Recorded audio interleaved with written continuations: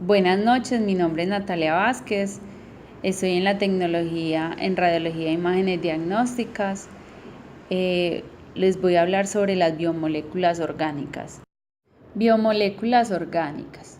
Todas las moléculas orgánicas que forman parte de los seres vivos están constituidas por la unión de varios átomos de carbono.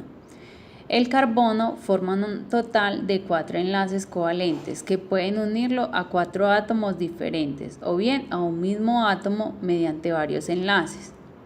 El átomo que se une al carbono puede ser otro carbono o un elemento distinto como hidrógeno, oxígeno, nitrógeno o azufre. La unión entre estos átomos de carbono puede dar lugar a estructuras moleculares complejas, incluyendo cadenas lineales, cadenas ramificadas o ciclos. Esto hace de este elemento el más versátil de todos los de la tabla periódica, dando lugar a una enorme variedad de compuestos de la que se benefician los seres vivos.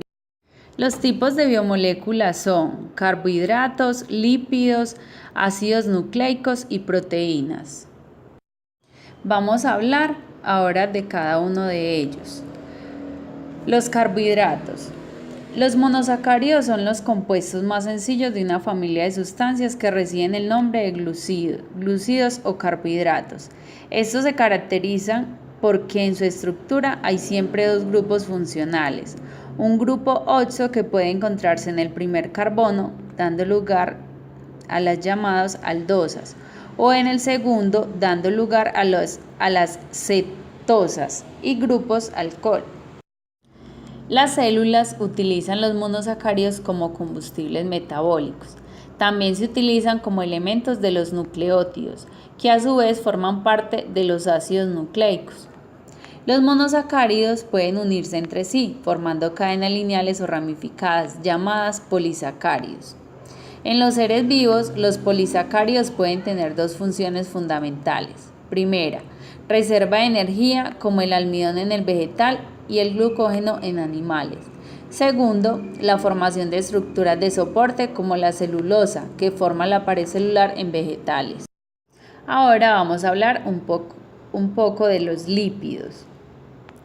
Los lípidos son sustancias insolubles en agua que forman parte de las membranas biológicas. Estas se utilizan como reserva de energía o aislante térmico. Algunos deben ser consumidos en la dieta de vitaminas liposolubles y otros realizan funciones hormonales, hormonas sexuales o esteroides. Los ácidos grasos son lípidos que absorbemos como nutrientes de los alimentos. Los organismos los usan para formar compuestos complejos como los triglicéridos, que se usan como reserva energética, o los fosfolípidos, que forman parte de las membranas celulares. Los fosfolípidos tienen unas características químicas. Una parte de su estructura es apolar y se disuelve mal en el agua, en cambio la otra parte es polar.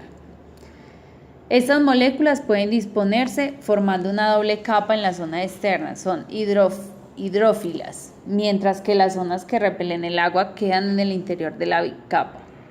Esa estructura forma las membranas celulares y se caracteriza porque mantiene separado el interior y el exterior de la célula al no permitir el paso de agua ni sustancias hidrófilas. Ahora hablaremos de los ácidos nucleicos. Son grandes polímeros, se forman dos por la repetición de monómeros, denominados nucleótidos. Estos están unidos mediante enlaces fosfodiéster que forman largas cadenas. Algunas moléculas de ácidos nucleicos llegan a alcanzar tamaños gigantescos, de millones de nucleótidos encadenados. Existen dos tipos básicos, el ADN y el ARN. El ADN es un ácido nucleico que contiene las instrucciones genéticas usadas en el desarrollo y funcionamiento de los organismos vivos, conocidos y algunos virus, y es responsable de su transmisión hereditaria.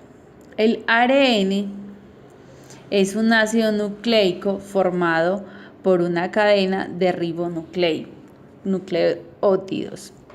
Este está presente tanto en las células procariotas como en las eucariotas y es el único material genético de ciertos virus. Y por último, hablaremos de las proteínas. Los aminoácidos es una familia de compuestos que forman las proteínas. Todos presentan una estructura común y una parte específica.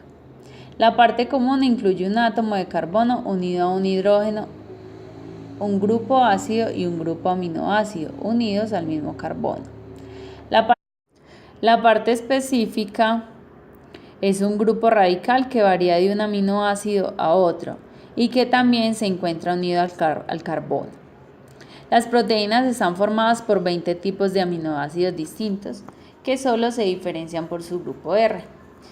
En una proteína los 20 aminoácidos pueden combinarse de forma totalmente libre en cuanto al número de orden, y lo que hace el número de proteínas posibles sea virtualmente infinito. Dos proteínas se diferencian entre sí por su estructura primaria, que es el orden en el que se disponen los aminoácidos que forman las proteínas.